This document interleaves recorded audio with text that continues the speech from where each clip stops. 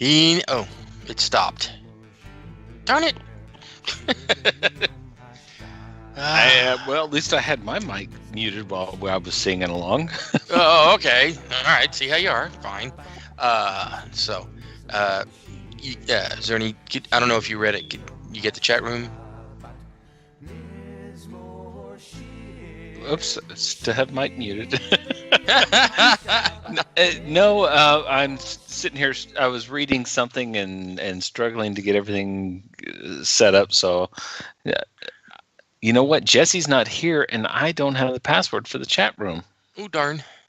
Oh well. I'll give out the phone number, and they'll just have to call in. I mean, come on. So, folks, if you haven't figured it out by now, this is 2.5 Opinions. So, I'm Frank. And I am alone. Okay. Jesse's not with me tonight. Jesse got called off, and so he won't be able to make it. So He's out I guess, in the ether. yeah. So I guess we don't have the chat room set up because I don't know the password. I'm looking all over the place for it, but so yeah, call in to the show. And Frank, you've got the number. Why don't you give our listeners the number so they can call in? Well, thank you, Chris. I'll do just that. And in my best radio voice. It's a Skype call, folks. So remember that. It's a Skype call. It'd be 1-828-919-9100. Let me give you that again, just in case. 1-828-919-9100. That's 919-9100. You got to say it 3 times, like any of those late night commercials. You got to say it like 3 or 4 times, otherwise, yeah, nobody remembers it. And anyway, so this is vacuum Shedd-O-Matic, which allows you to cut vegetables and also your hair.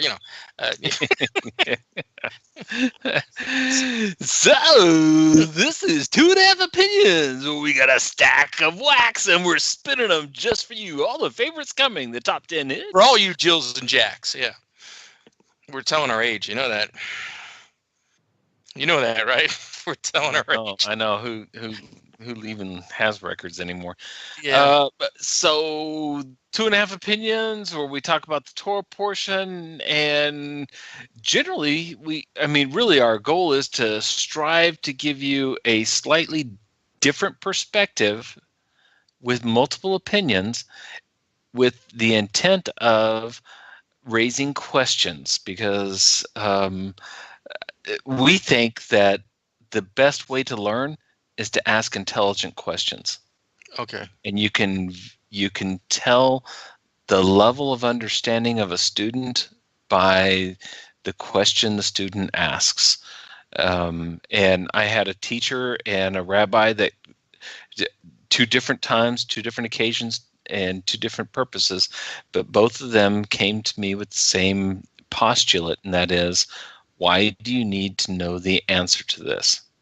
In other words, I would ask a question, and the professor on one hand, who was Christian, and the rabbi on the other hand, who was Jewish, both asked me, why do you need to know the answer to this?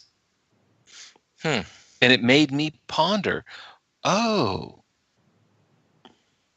you're saying that if I am a wise, intelligent student, then my question has a purpose. And if my question has a purpose, it therefore has a price. And that's kind of a tough one, and that's why you see some of the more learned students, they don't ask frivolous questions. Well, if God is almighty, then can God create a rock that even God can't move? Now, that's a stupid question. It's really not a question. Logically, it's flawed and invalid, but and that's for a different time. But the point is, why do you need to know the answer to this question? Will it develop an understanding for you and a premise to which you'll weight something else of a heavier matter or even a lesser matter? But nonetheless, if you're going to ask a question, there must be a reason for its answer. I just ask silly questions. There's no reason or rhyme to why I ask them. I know, and I do that all the time, even at work. Okay, does anybody have any questions after a long brief from the boss? So, are there any questions? Anything at all? There's no such thing as a stupid question. Right. People in And business often love to the say one that. that's inside my head that says, "Why are we here? We just spent half hour to an hour." Why did you waste an hour of my life Right. that I can't get back? I could have been doing work. So, Right. and I usually raise my hand and I said, any questions? Any question at all? If you have any questions on any matter, what is your question? I said, and I always raise my hand and say, why are dogs' lips black? Yeah. And they look at me and, okay, it's Chris. Yeah. Oh God, why did we let him in the room again? Oh, he hurts. Didn't anybody my lock brain. him up the last time? I know. And so I help them out and I say, is it because of all the Oreos they eat? Yeah. Well, the most frustrating question, right, is why? Why? Yeah, or are we there yet? Yeah, So, we're there. Yes. so we've got a fun Torah portion, and I really mean that. I think this one is fun. For me, it's fun coming from a Christian and a Messianic background, and then delving into Judaism from multiple perspectives into Judaism, multiple perspectives into Christianity, and trying to understand whatever point anybody has within Messianic Judaism. This one is where we all like to say this is Mashiach ben Yosef. But I've seldom heard anybody ask, where does that term come from? I thought he was Zephanath Paneach. Wasn't he? Yeah, okay. Well, I mean, that's his title, right? Explain that one, Lucy, because there's some people that might not understand what you're saying. Okay, well, we got that from last week's and the week before. His title his name was changed by the Egyptians to Zephanath Paneach, the breadman, or the one who sees. So that's his name. That's his title, right? Oh, I know, but we don't want to use that. Why not? The bread man, there's multiple ancient cultures, both coming from the Akkadians to the Assyrians to, there's multiple ancient cultures that have this mythical creature called the bread man. Oh, so so that would be treading on that whole idea of false religions and idolatry and stuff like that. So, yeah, we don't want to use that term really. But the Egyptians, they're polytheists, and that's what they named him. So, and it's not out of context. What I would love. I mean, I hate it that I love the History Channel and I like researching history. I hate it because when you smack dab actual data, I'm not saying the conclusions are correct. I'm just saying the data is there, that the Egyptians were really a very aloof spiritual society. They were more vegetarian and more in touch with the world, the cosmos, and understanding human nature than any other culture around them from their time until modern day. Oh, you mean they were spiritual ninjas? They could move in and out? They really were. They were the Jedi Knights of their time. Oh wow!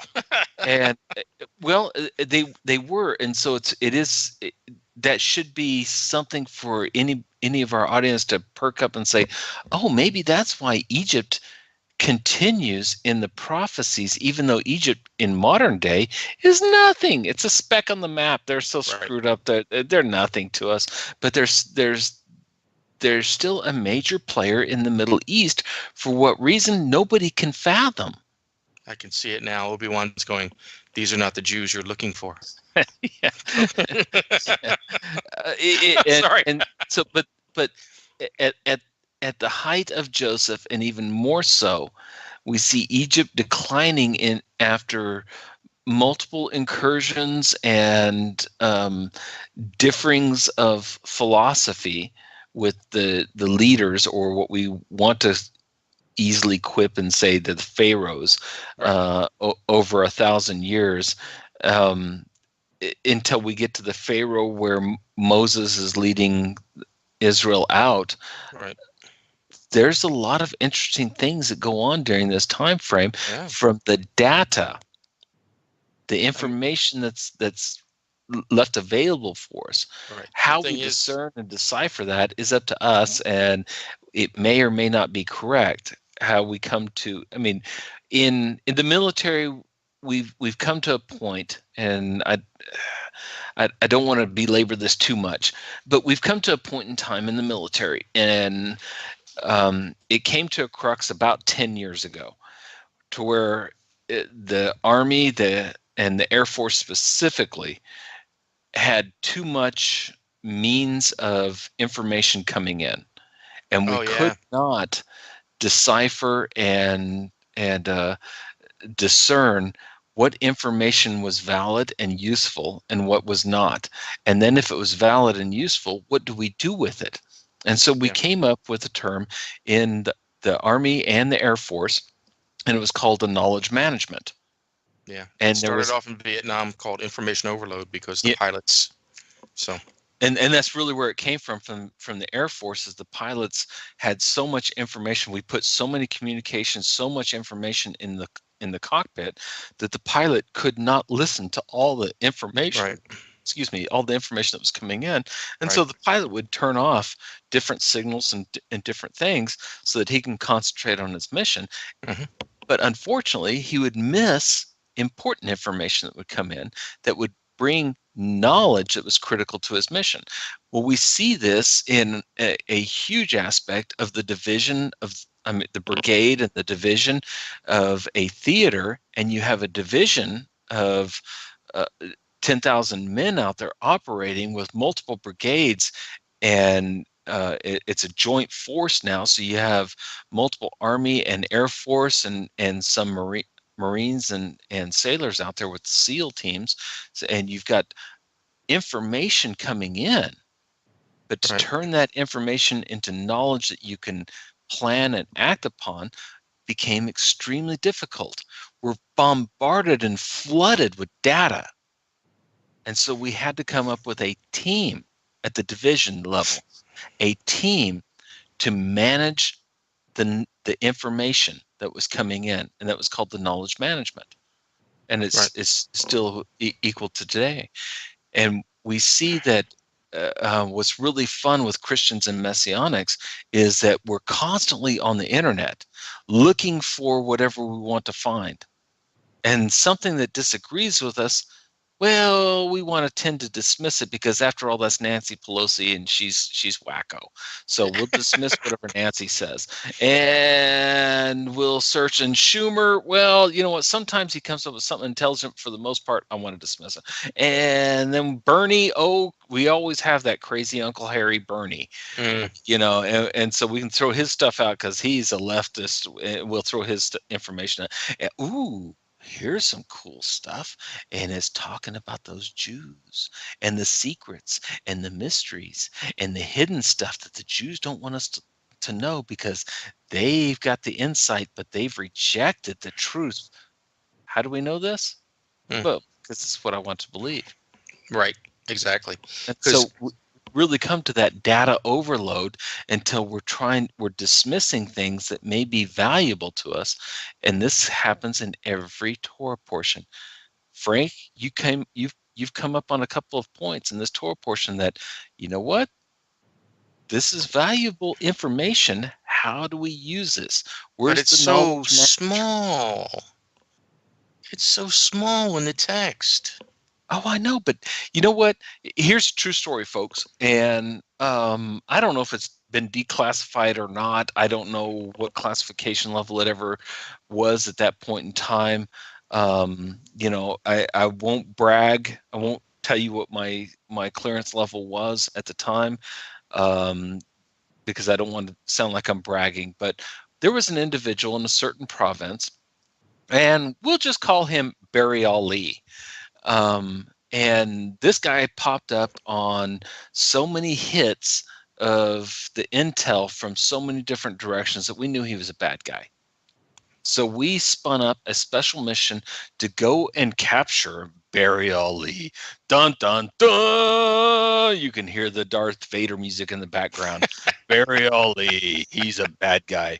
And we spin up this, and it's a very dangerous mission. This is dangerous. Right. We've got special operations. We've got the Air Force. We've got a battery of artillery that was several miles away. We've got so many teams, including... we've got so many teams, and this is a joint effort to go capture this guy. And we spun this up, and we've selected a hand-selected group of individuals to go and be the ones to capture Barry Ali. Dun, dun, dun! You're supposed to be scared and nervous about this. Oh, my. And we go lions and tigers and bears. Oh my! And we go capture him, and there's high fives all over the place. We're all patting each other on the back, and we're all telling, "There I was, and this is what I did, and this is my point in the mission. And if it wasn't for me, the mission couldn't have succeeded, etc." Right. Right. And the guy goes all the way back to Bagram, and about a month later, I'm called up and say, "Hey, Chris, can you get some money, because we got to go pay restitutions to Barry Ali and bring him back?" What? I said, what? Yeah, it turns out it's not the same Barry Ali, because Barry Ali is like the 7th most common name in all of Afghanistan. It's like, you go, "Oops, sorry, wrong guy. I'm my bad. Here's $2,000." Right. So you actually ended up with, Ahmed the dead terrorist, right? Yeah, exactly. Yeah. And so I go do some researching, and I get 2 guys, very intelligent individuals, and they're researching to find out, where did we miss it? I want to know where we missed it, because the intel section, the JSOF guys, that's the Joint Special Operations Forces, right. Everybody's agreed that this is the right guy, and I'm trying to figure out, how did we miss it? Come to find out, this guy's been pucked. Well, pucked is, we'll just say for civilian terms, this guy has been arrested twice before for the same information. And he's got 3 cell phones. Now, guys, yes, we do listen to your cell phone conversations, but only when it's important to us. Your conversations with your mother, the government could care less about. Your conversation about Jesus and Joseph, or the 98% of America, we could care less about your conversations. Right. It's all about keywords that pop up. Yeah, but and how they tie into other things. Right. Then we make mistakes. Obviously, with Barry Ali, we made a mistake there, and we found that this guy's got 3 cell phones. Well, dang it, he is the right guy. And the intel community and the JSOF folks are saying, we got to go get him again. And I said, no, stop.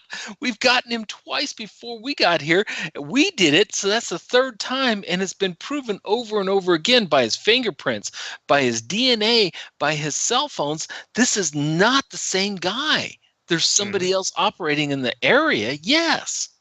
This isn't him. Oh, no, we got to get him again. And we spun up another operation at the risk of human lives, at the risk of U.S. soldiers' lives. We go out there and we do this again. All because we don't have someone that can manage the information that's coming in. And we picked and chose the information that we wanted to believe about Barry Ali, or Mashiach ben Yosef, or Jesus, or Judah, or Moses, or Abraham, or Adam. We pick and choose the information we want to believe. So you're saying that if we down, saying, how do I manage this information that's coming in? All right. So you're saying that if all we do is go throughout Torah and throughout Tanakh, the Bible, the whole thing, and all we do is pick and choose verses that we like because they make us feel good. Oh, because they support our position.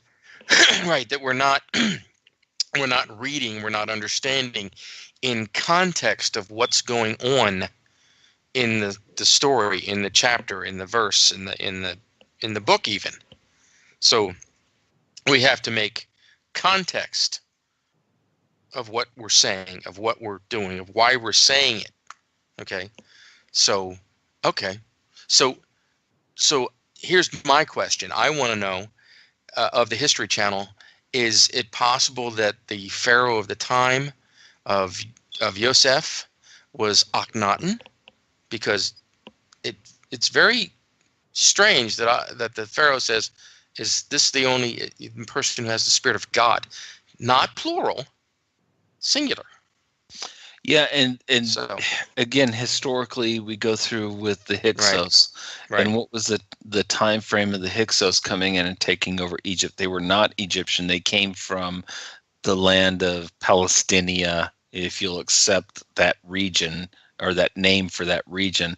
That didn't happen until the Romans got there. So, No. The Hyksos preceded Moses, and were no, I meant possibly. Palestine. Oh yeah. Okay, and I mean, there's so many things that happens throughout history to come out and think that every pharaoh in the Bible is a true Egyptian without understanding that the Bible is speaking to the heart of man, not to well, and I've got to be careful because for every rule there's three exceptions, but Yeah, the overarching story is to speak to the heart of mankind. right. Because God is concerned with saving the world, not just the Jews, not just the Christians, not just the Messianics, so that he can burn everybody else in hell. Yeah, that's not. God doesn't want anybody to go to hell, and he's doing everything he can to preserve and to stop such an Right. absurdity that the Catholic Church placed on us because Yeah, they read and too if many Greek we're not going to fables. continue to be knuckleheads, then maybe we'll get a clue. So that's the way I see things. But that's Yeah, Frank's opinion. and even from the Jewish perspective, well, if I go to hell, it can't be more for longer than a year, anyways, because we still have two prominent verses in Tanakh that says that the spirit returns to God from which it came. Right. Anyways, I don't want to tip over too many sacred cows. Yeah. So what are we reading tonight? Wait a sec. We're cow tipping? Yay! Yeah. Not in this weather. No. Not in this weather.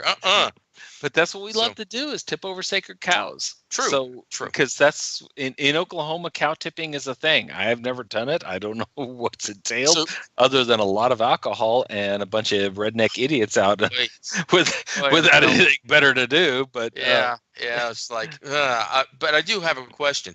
So the Arcadians are real. So that means that Rock really was like the Scorpion King. I said Acadian, not Arcadian. But anyways. Oh, okay, all right. So Yeah, folks, sorry, we get in with the movie quotes and things, and we just mix it up. So we've got 2 points that we're going to try to get to in the next 30 minutes to an hour. Yeah, And 30 minutes, whatever, 45, an hour, yeah. And we're going to read the first portion or the first aliyah of our Torah portion, which starts with Bereshit, or Genesis, chapter 44, verse 18. And then Are you ready? you'll do the blessing, I'll read, and then Frank, Okay. you get to introduce what our topic is. Okay, all right. So you're ready. I'll begin. Baruch atah Adonai Eloheinu melech haolam asher bakar banu mikol ha'amim v'tan Sorry. I have to start over again. Forgive me.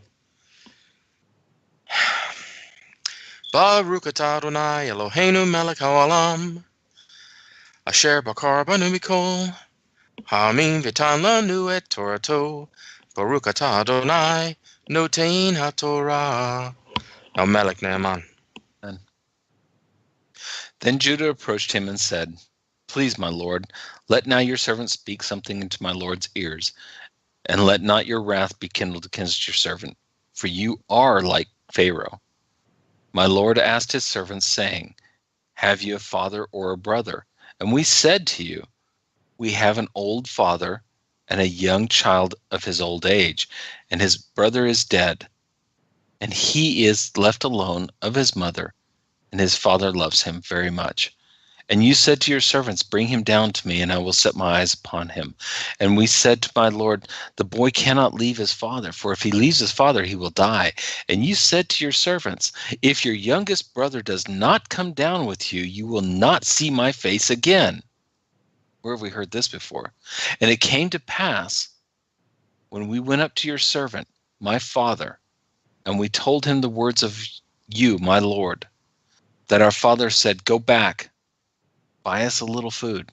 But we said, we cannot go down. Only if our youngest brother is with us will we go down, for we cannot see the man's face if our youngest brother is not with us. And your servant, my father, said to me, you know that my wife bore me 2 children. The one went away from me, and I said, he has surely been torn to pieces, and I have not seen him since. Now, if you take this one too away from me, and misfortune befalls him, you will bring down my hoary head into misery, into the grave. And now, when I come to your servant, my father, and the boy is not with us, since his soul is attached to the boy's soul, it will come to pass when he sees the boy is gone, he will die. And your servants will have brought down the hoary head of your servant, our father, in grief into his grave. For your servant assumed responsibility for the boy from my father, saying, if I do not bring him to you, I will have sinned against my father forever. So now, please, let your servant stay instead of the boy as a slave to you, my Lord, and may the boy go up with his brothers. For how will I go up to my father if the boy is not with me? Let me not see the misery that will befall my father. Baruch atah Adonai Eloheinu melech haolam asher natan lanu Torah emet v'kaye olam nota b'tukenu. Baruch atah Adonai notein haTorah El Melech Naaman. So here we have Judah passionately speaking to Joseph, although he doesn't know it's Joseph. And he's saying, let me speak into your ear.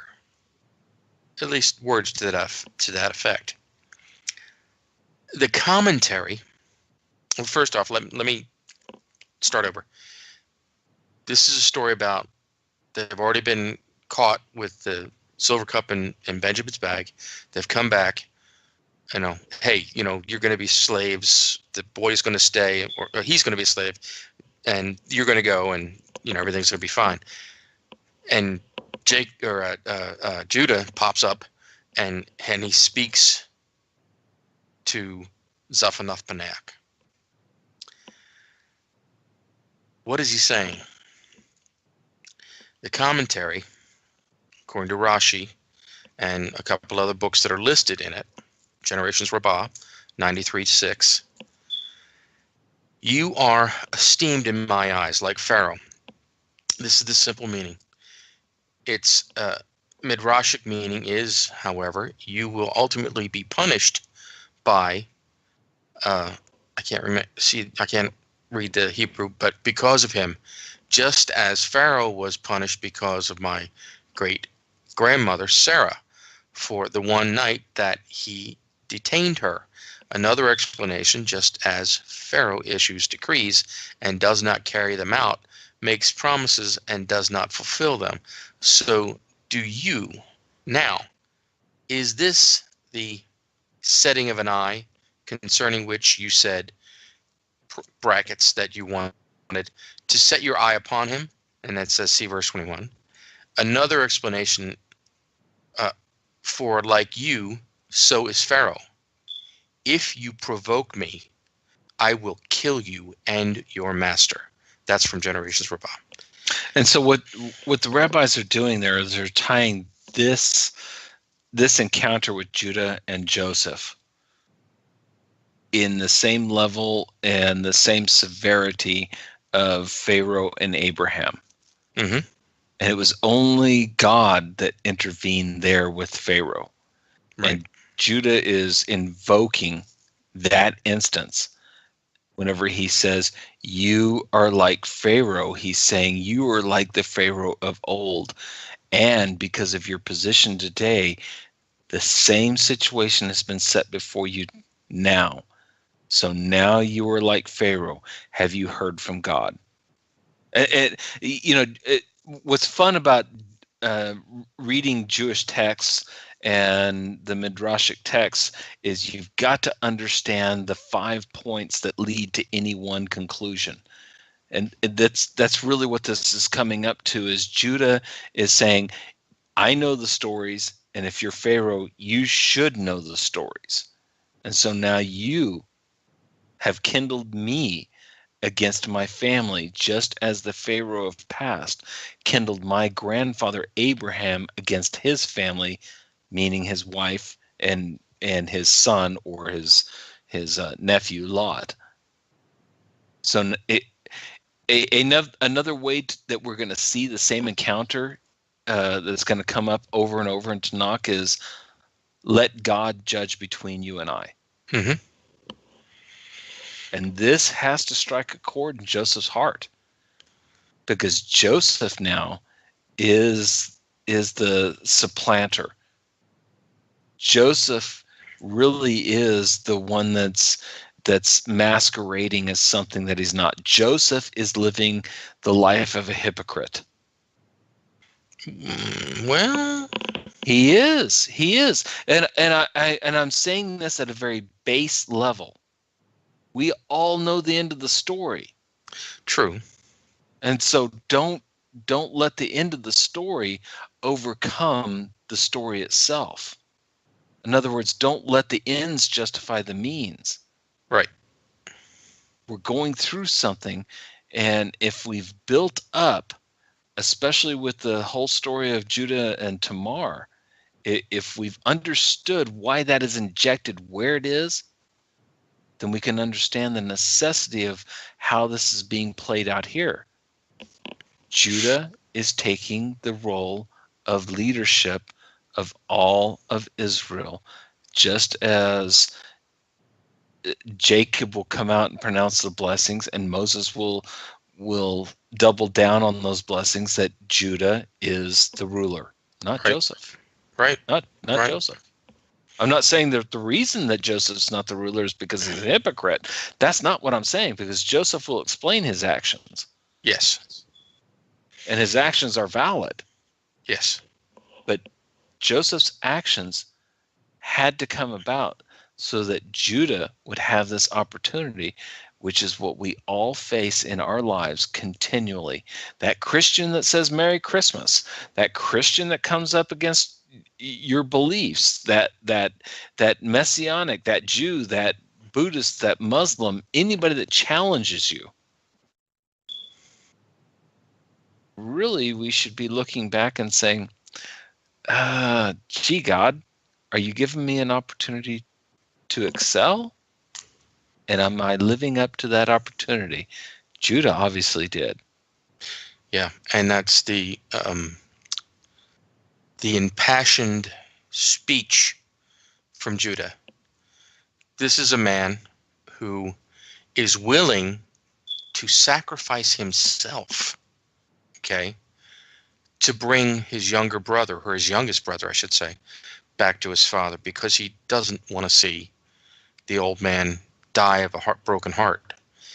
He would rather die himself, which is why he stepped up in the first place and said, look, if I don't bring the lad back to you, I will have sinned against you forever. So what is he doing here? He is stepping up. He is actually taking control of the situation. He doesn't know it's Joseph. And he's saying, look, you do this, I'll kill you. And then I'm going to kill Pharaoh. He might be able to kill Zephanath-Paneah, but I doubt logistically that he would be able to make it to Pharaoh and carry that out, unless God was behind him. But yeah, but when when Pharaoh says that there's nobody greater than Joseph except for me, by killing Joseph, you've killed Pharaoh. Well, yeah. And so, yeah, in playing out in the court of CNN, if Judah, you're right, Frank. I agree with you that Judah is saying, your life or the boy's life. You make the choice. Right. I will kill you here and now to protect this boy's life. Wait a second. So you're saying that Judah is the first Army Ranger?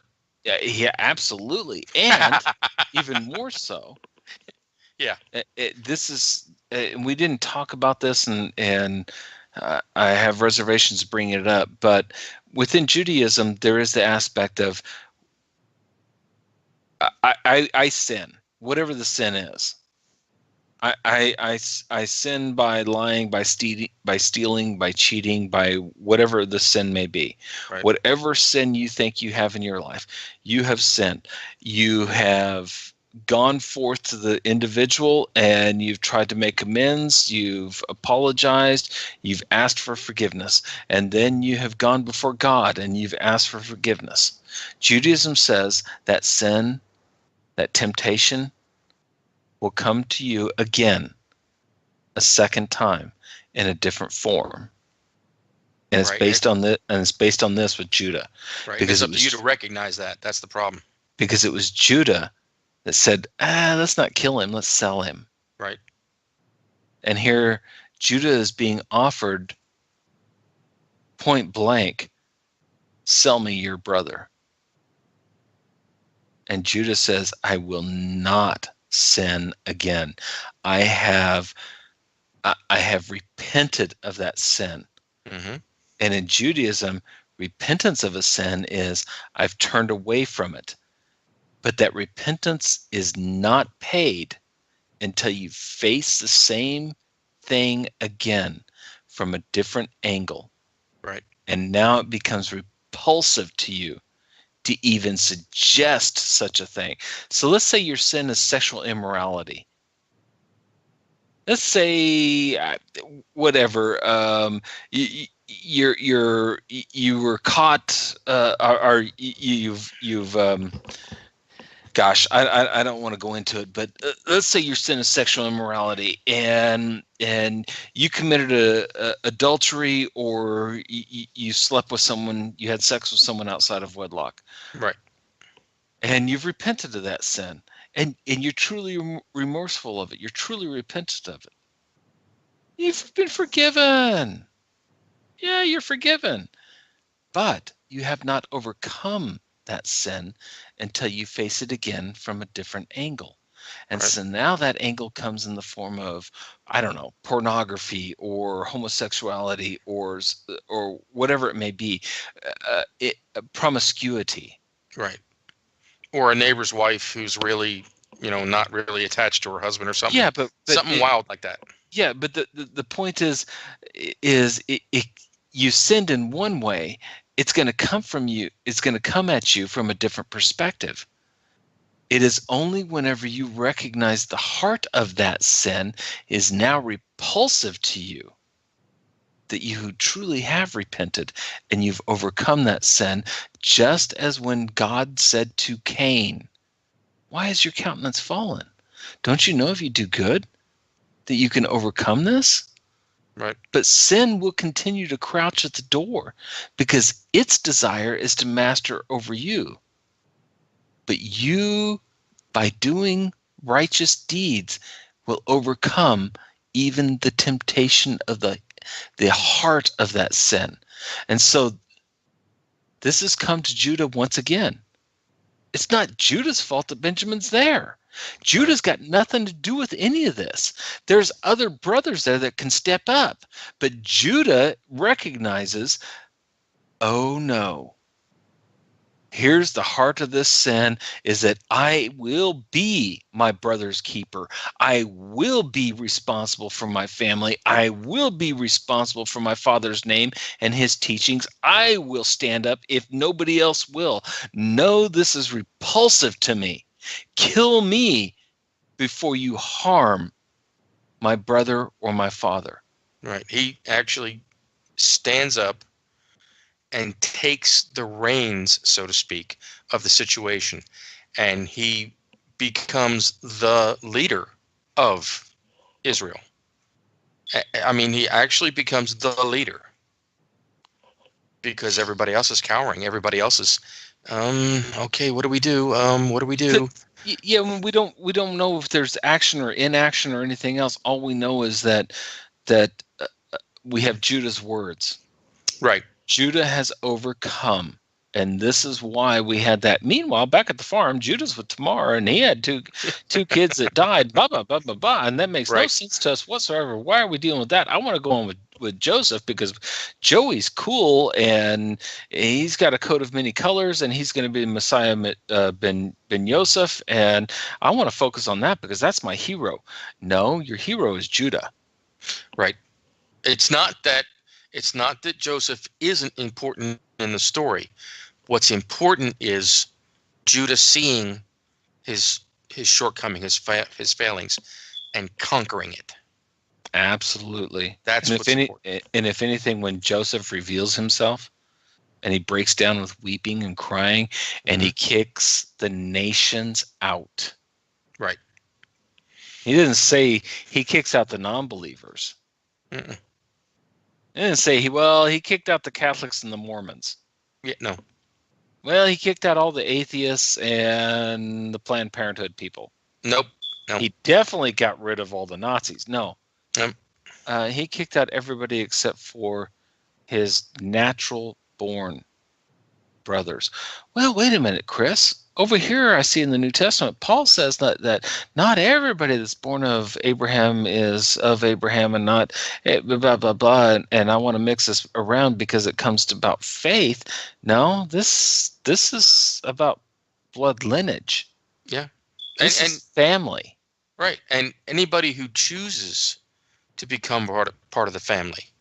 Yeah, I don't see adopted brothers in this group. Did you see adopted brothers? Did I miss it someplace where, well, this guy was adopted. He was gathered in. No, I don't see that. This is actual blood lineage brothers having a private conversation, and Joseph says, "I am he." There is an obscure mystic text that deals with this issue where Joseph reveals himself, but it's really about Joseph crying. When he cries aloud, all nations throughout time, from the time of Adam until the last man, when Joseph cried, it was a spiritual cry of God throughout all time, recognizing this is repentance. Judah, this is repentance. You are willing to not just turn away from that sin, but to overcome the sin, and you are willing to sacrifice yourself for others. Wow. Wow. So now because of this, Judah, the scepter is yours. You are the king, not Joseph. Right. Judah.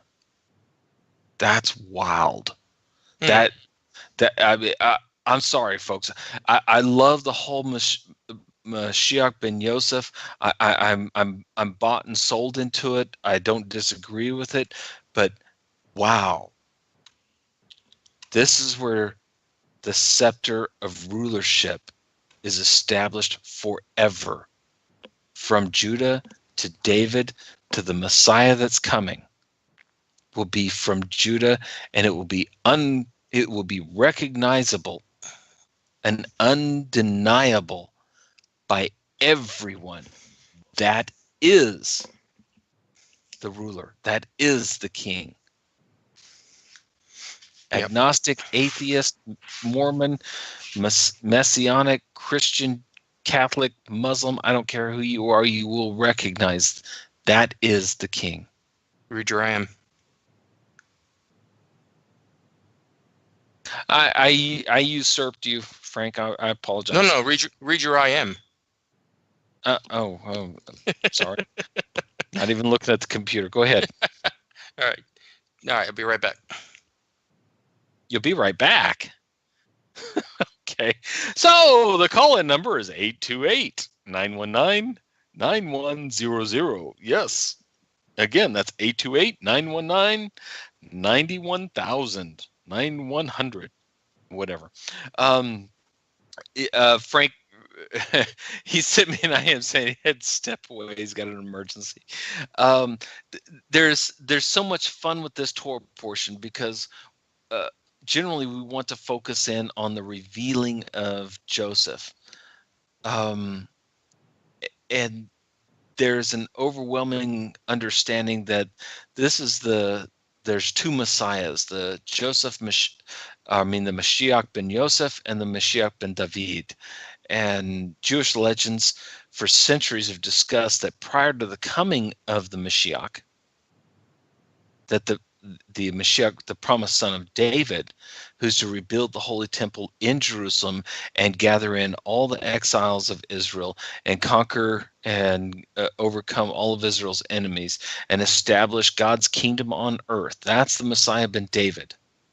That first must come someone else, something else. And it comes from the mystical side, the Kabbalistic side of Judaism that says Joseph is Mashiach ben Yosef. That there's a Messiah that comes in the idea, the intent, and the understanding of Joseph. Otherwise, there would not be this mixed story of Judah and Joseph. And as we go through this, the legends and the predictions and stories about Mashiach ben Yosef, whether they're referenced in the Talmud, in the Midrashim, the Midrashes, but even more specifically in Kabbalah, all of them are consistent in that this Mashiach ben Yosef is to appear before Mashiach ben David. And they go on further. They compare Mashiach ben Yosef with the high priest for war. And they say that Mashiach ben Yosef is to fight the wars of God in order to prepare for the messianic kingdom that's to come. Whether it be years, a couple of years, or thousands of years, it's immaterial in the mystical eyes of Judaism. The point is that there must be a Messiah like Joseph that prepares the way. He doesn't establish the kingdom, but he prepares the way for the real Messiah, the final Messiah, to come in. However, unlike his divinic counterpart, the Mashiach ben Yosef is predicted not to succeed in his endeavors. Now that's an odd one. He's actually destined to fail. And by failure, what they're referring to is the Mashiach ben Yosef is going to die. It is predicted that he is destined to fail in battle over Jerusalem, whether this be a spiritual battle or an actual physical battle. There's consternation. There's room for debate. Nonetheless, he will be a victim of evil, the evil empire of the Edomic, or I should say Edom, the Edom Empire, which in Jewish writings, and again, I'm getting this from Jewish writings, Edom, or the Edomic Empire, is Esau, which is Rome, which is Christianity, etc. The original Talmudic teachings about Mashiach ben Yosef are relatively few. They're very simple, and they appear in very obscure places. They contain no involved theology or philosophy. They're just mere predictions of that which is yet to come. The legends and stories, they all read similar to the Midrashes. Some are more embellished than others, but together they all seem just to be telling a story instead of an involved abstract or philosophical lesson or some ordained prophetic future. Now, this is important, and it's important for us all to keep in mind. When we come up and we want to say Mashiach ben Yosef and base it on this Torah portion or the life of Joseph, all of these ideas are premised upon obscure stories and midrashes of Jewish writings. And the predominant aspect is from Kabbalah. Which is mysticism. Yes, but it's trying to understand the deeper, the sowed level of things. These stories about Mashiach ben Yosef have proliferated and grown and expanded way beyond their original socio-political or philosophical proportions, and they've been attributed to multiple sages over the past 3,000 years. And I emphasize this from the beginning, that according to the original sources, Mashiach ben Yosef is an actual historical individual who is to come and be active in the political and military aspect. His mission and purpose is very clear. However you want to believe it, however you want to attribute Mashiach ben Yosef, his mission and purpose is clear throughout all of the data bytes, the bits of information that come in. His mission and purpose is clear, and all the philosophical and theological embellishments added to his life, mission and purpose may or may not have any foundation in the unfolding of the political drama that will bring about his advent. In other words, however you want to believe Mashiach ben Yosef, you're going to be wrong. And from this critical point, rabbis for 3,000 years have said, the Messiah you're looking for will never come. The Messiah that's coming, you'll never recognize. Okay, I was wondering when you were going to say that. Because you're bent on your own understanding, and you're reading the text to prove your purpose, not God's. But this is all speculation, prediction, and quasi-prophecy of rabbis indulged in mystical aspects of Kabbalah, yearning to discover the hidden secrets of each Torah portion and every verse and every word that's contained therein. Right. Yet, as with every legend that predicts an ominous future, its actual interpretations and applications become clouded over time, and thus grows the lack of ability to analyze the legend and apply its essential teachings to our current events and our modern times. In light of this, a true understanding of the identity and role or career or purpose of Mashiach ben Yosef, I think, can be totally missed and misunderstood unless one seeks to truly understand who Mashiach ben Yosef really is and what he really is to practically play out. Okay. So the teachings of and the references for Mashiach ben Yosef stem from the life and the story of Joseph himself, as well as his descendants, namely Ephraim and Manasseh. Now, Messianics, we want to claim that Jesus, or we want to use his Hebrew name, Yeshua, is that Mashiach ben Yosef, because he prepared the way for Mashiach ben David. But let's be careful, and let's analyze Joseph and Ephraim so that we can see the connection. Okay. So, but you did state earlier, or maybe it was just in our conversation, that these ideas, these thoughts are from texts that have gone missing. Okay. In other words, not necessarily missing. It's just I don't think we fully understand the intent and the context, like you said earlier. Sometimes, right. We've got to understand the context, and we jump to conclusions because we think we have the answer. We're looking for the data to support. Right, and it's what I was trying to say is that if a rabbi, an ancient sage, makes comments like Rashi is on this, they're getting it from texts that they have viewed or know somebody personally that has viewed it, and their conversation draws out these questions and these answers, and that's why this stuff is written down. It's not that they've been lost. They may have been, euphemistically say, lost to antiquity, which means still exist someplace, but no modern rabbi has seen them yet.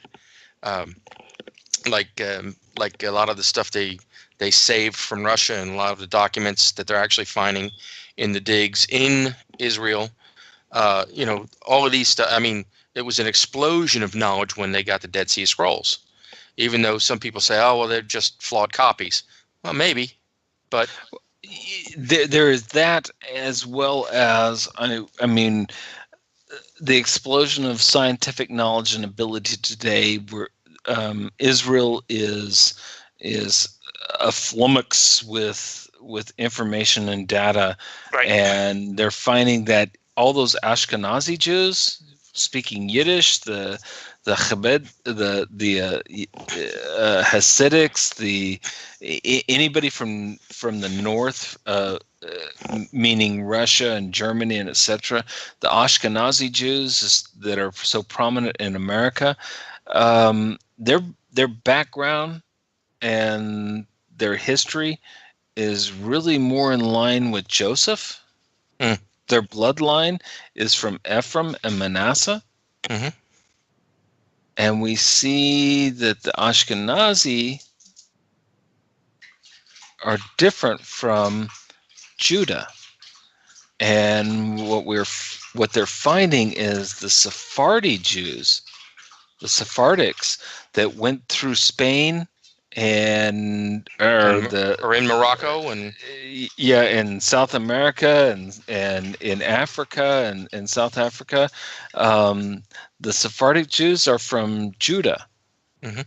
And so we have two acknowledged approaches and cantillation points of the Torah reading and how you pronounce certain words. One is Ashkenazic, and we say Adonai, and the other one is Sephardic, which we say Adonai, and the Sephardic are from Judah, the Ashkenazi are from Joseph. And there's no greater biblical proof of this than Obadiah chapter 1 verse 20. Obadiah chapter 1 verse 20, and the captive of this host of the children of Israel that are among the Canaanites, even unto Zarephath. Now, Zarephath, this is the region that is known in modern day terms as modern day France and southern German states. These are the Ashkenazic Jews. And Obadiah continues, and the captivity of Jerusalem that is in Sepharad. This is modern day Spain. This is where we get the term Sephardic Jews. This is Morocco and Spain. Shall possess the cities of the south, and saviors shall come up and Mount Zion, come up on Mount Zion to judge the Mount of Esau. The kingdom shall be the Lord's. This is one of those areas where they debate, even today, with the chief rabbis in Israel, of Sephardic versus Ashkenazic, and it's this verse that they debate on. Biblical prophecies are certainly not very complimentary towards Joseph from Christianity, or really, if you want to look at it from a messianic point of view, from the Jewish writings, they're not very complimentary towards Joseph. While his strength is praised, on numerous occasions he's admonished, sometimes rather harshly, because of wanton ways he assimilates himself into the surrounding non-Jewish cultures. It almost appears as though he forgets about his covenant with God and the Torah. Sometimes he's condemned in prophecy because he has fallen aside and follows his pleasures. We see that it's Ephraim and Manasseh that go off in the lusts of of the immoral, the dishonest, and the ways of the nations, as opposed to staying steadfast and true with his brother Judah. And so we see it's Ephraim and Manasseh that's banished. The progeny, the offspring of Joseph is exiled. But Judah remains, and it's the 10% of Judah that remains in the land. And this is strange because we want to attribute Judah to our modern day Jews when they're probably more Sephardic, and our modern day Jews are more Ashkenazic from the tribe of Joseph. Right. And I wanted to say something, that Joseph is acting the way he's acting in this part because he is fulfilling the prophecy, the dream, because up until this point, he did not have 11 sheaves bowing down to his sheaf. This is the point where part of last week and this week is where they're doing this. So he is acting proactively in order to make that dream, that prophecy come true. And this is also the portion where the other dream comes true, because all of the 11 stars and the sun and the moon are now bowing down to him because he has saved them alive. So we can't forget that. I mean, I can understand where the northern 10 tribes. And don't misunderstand me, and don't read into something that I'm not saying, because just as Joseph, we see his offspring, the Ashkenazi Jews, preserving and paving a way for Judah to succeed. Mm-hmm. I mean, Judah was nothing obscure, overcome, and it's the Ashkenazi, the descendants of Joseph, that are financing Israel and have established Israel and support Israel, whether they be from America or Europe or any place else. Right. So don't misunderstand me. I'm not trying to talk bad about Joseph. I'm just trying to. Again, from our preamble to the show tonight, we have a multitude of data coming in, but are we able to discern and use and manage that knowledge so that we can turn it into information that we can live by? Right. And so the point of what I'm making, and this is where I'll digress, is that the Messiah you're looking for and expect, because you've read the scriptures the way you want to interpret them, is not the one that's coming, and you'll never recognize him when he does come. Right. So, and the point of this is, are we looking for the heart of God? Is my desire for God, or is my desire for a Messiah? If your desire is for a Messiah, you'll be constantly and continually misled. But if your heart and desire is for God and understanding God, then the Messiah will come for you. Right. Right. And we've heard that that quote that, you will not get the Messiah you're looking for. We've heard that, the one you're looking for is not the one you're going to get, and the one you're going to get is not the one you're looking for. That two-sided coin, so to speak, that statement. And I think it honestly speaks volumes to the fact that we, and I mean all of us, have from time to time cherry-picked scripture in order to prove a point that we think is correct. We shouldn't be striving to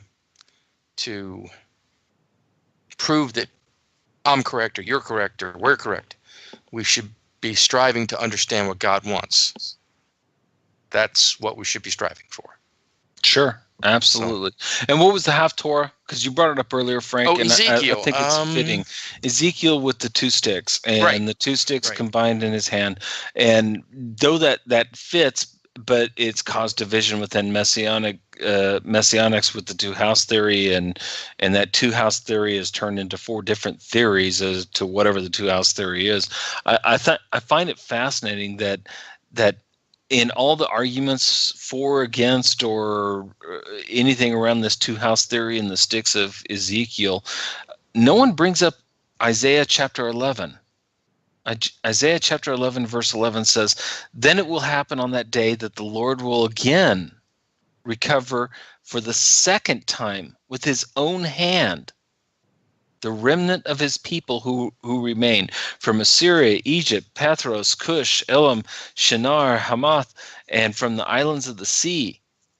And he will lift up a standard for the nations and assemble the banished ones of Israel, and will gather the dispersed of Judah." Here again we have the two tribes speaking about Ezekiel, speaking about Judah and Joseph from the four corners of the earth. "Then the jealousy of Ephraim will depart, and those who harass Judah will be cut off.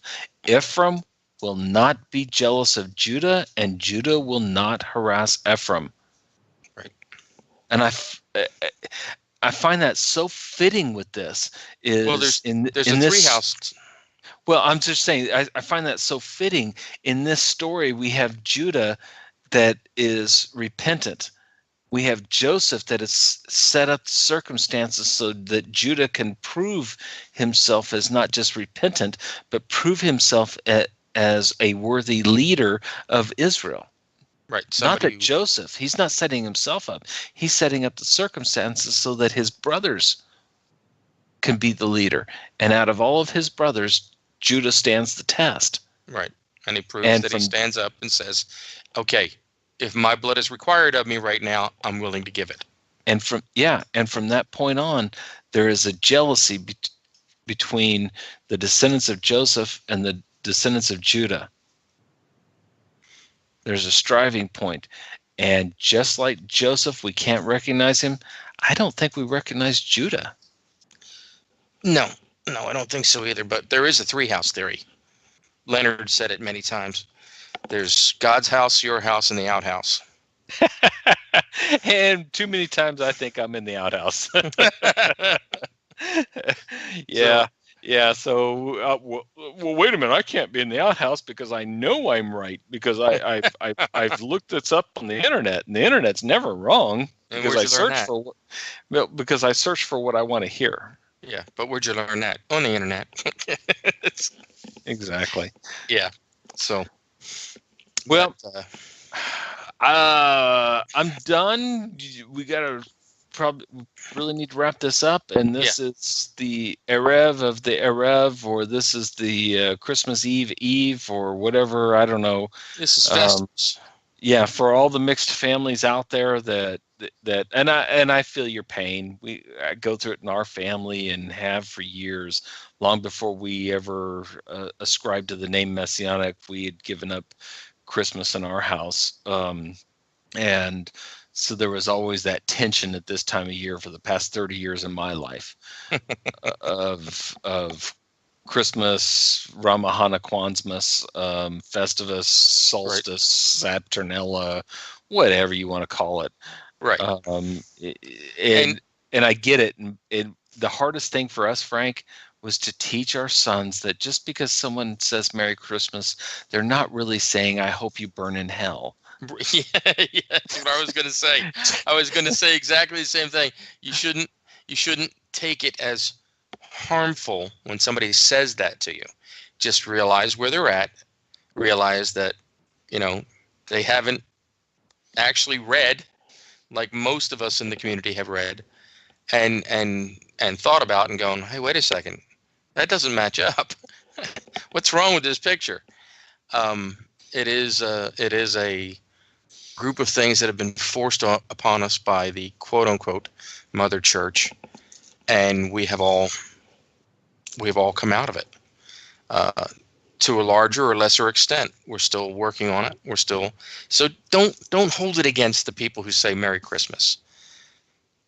Go ahead, say Merry Christmas back to them. After all, it is a national holiday. not a Yeah. holy day. Not a holy day. Big difference between the two. Big difference. Yeah, but I mean, we've got plenty of fundamentalists out there. Yeah. Someone says Merry Christmas to you, say, well, thank you very much. May you have a joyous and peaceful holiday. But what's the big deal? Right. They're Exactly. not wishing you dead. It's a good thing Right. for them. They think they're bestowing a blessing on you.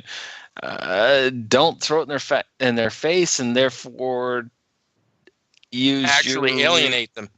Yeah. use your religion as a reason for them to hate you and your religion. Right. Because it's your actions that are more important than your facts. Right. When they say that and Hanukkah is still going, I say Happy Hanukkah. Just so that they know, hey, great, thank you. Happy Hanukkah to you. I'm not trying to overshadow their beliefs, and in saying Happy Hanukkah, I don't believe that, or Merry Christmas to you, I don't believe that they're trying to overshadow my beliefs. We each believe what we believe, and we go on. That doesn't mean you have to be a butthead to other people. Oh yeah, especially if you're in that mixed family. I mean, every Christmas, I've even had my daughters-in-law, my sisters-in-law, and my nephews and nieces ask, so do you guys celebrate Thanksgiving? Well, why not? It's I mean, if you're going to give me a reason to eat and party and thank God for something, Yeah. I'm down with it. Yeah. I mean, that's a Jewish thing. Right. And then the Christmas time rolls around, and I'll never forget. Well, occasionally it comes up, every 3 or 4 years, where Hanukkah and Christmas are close, collide, and there's always that family gathering, and we'll bring latkes and we'll bring our candles, and right. we do our best not to throw it in their face. But I'll never forget one of my nephews when he was very, very young, and I said, here, try a latke, put a little sour cream on it, or some applesauce, or whatever. And he looks at me and says, ooh, is that Jewish thing? I'm like, oh my gosh. Yeah. Why does it have to be a Jewish thing? I'm offering you some food, kid, that you might like. Yeah. Well, did I tell you about my sister? God love her. I told her, Hebraic roots. I follow Torah. She said, well, what does it mean? I said, pretty much I'm Jewish. I didn't say I converted yet, but I said, pretty much I'm Jewish. She said, does that mean you're not going to heaven? It's I just started laughing. I'm like, yeah, that's exactly what it means. It means heaven's come to me. I'm not. Yeah, exactly. I'm like, oh, good night. Anyway, so yeah, we all have stories like that. We all do. And like I said, I love my sister, but it's like so many in the Christian community, she relies upon a preacher to tell her what to think instead of actually reading it and taking the time to read it and thinking about it and delving into it and finding the truth. It is my sincerest, humblest hope that all of my loved ones will look and learn and study. And we're all guilty of it. I've come to my conclusion. I know what I believe, and I'm looking for evidence that supports my belief. Exactly. I'm not looking for the truth. I'm looking for evidence that supports what I believe. I believe that John the Baptist was a rock, and whatever. I mean, I'm just trying to throw crazy garbage out there. Right, and Yeshua was a Rubik's Cube. I strongly believe that Luke Skywalker is a Jedi Knight, and I'm looking for evidence that supports my belief, and I discard anything that refutes it, because I don't want to believe that. I want to believe what I believe.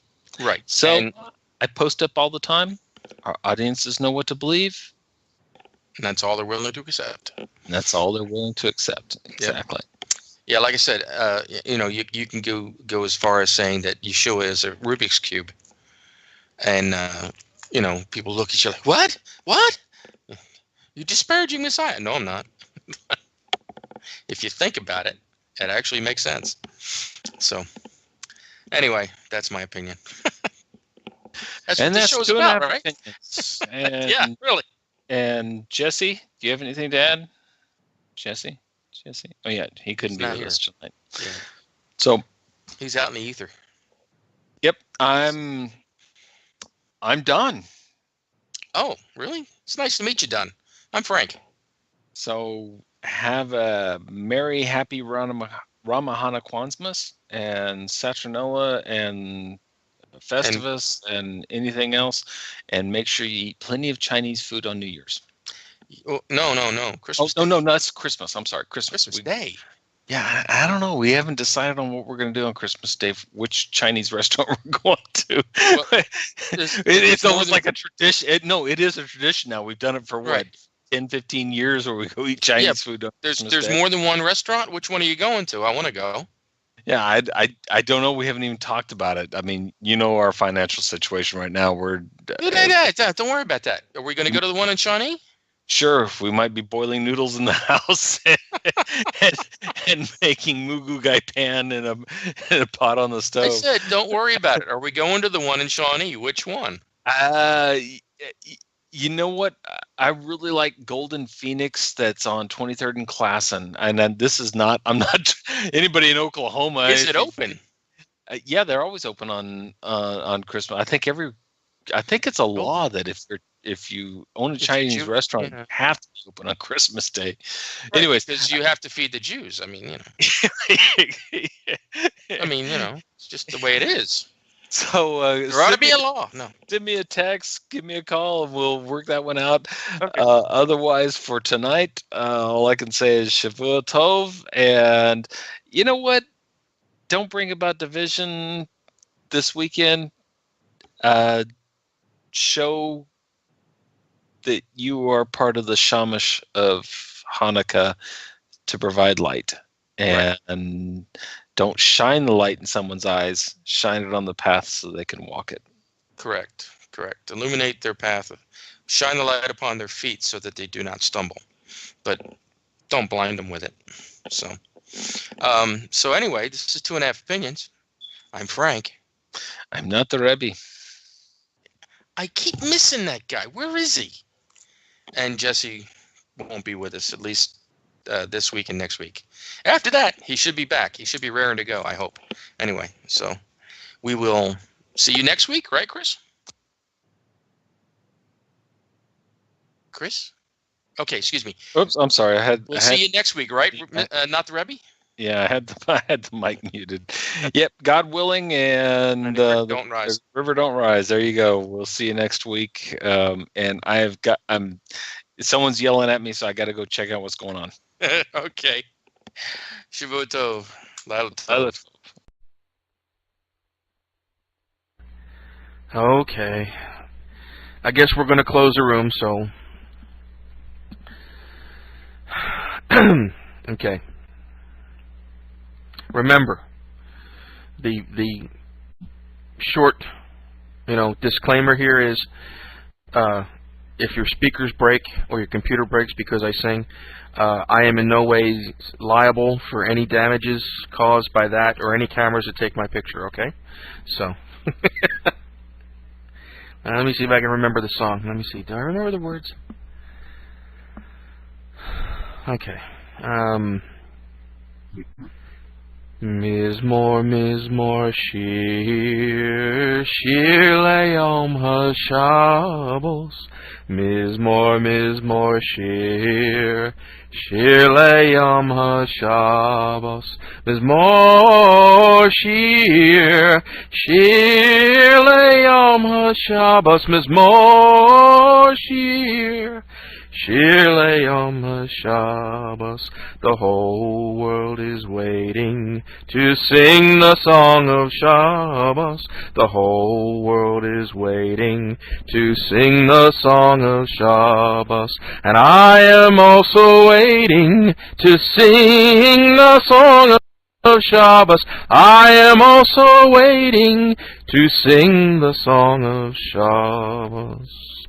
the flowers and the trees. Sing the song of Shabbos, the valleys and the mountains. Sing the song of Shabbos, the stars in the skies. Sing the song of Shabbos, the angels in heaven. Sing the song of Shabbos, the whole world is waiting to sing the song of Shabbos. The whole world is waiting to sing the song of Shabbos. And I am also waiting to sing the song of Shabbos. I am also waiting to sing the song of Shabbos. I saw 6 million dying. They sang the song of Shabbos.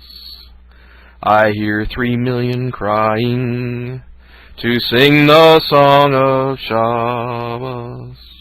Stop all the hatred, sing the song of Shabbos. Love one another, sing the song of Shabbos. Dance on the street, sing the song of Shabbos.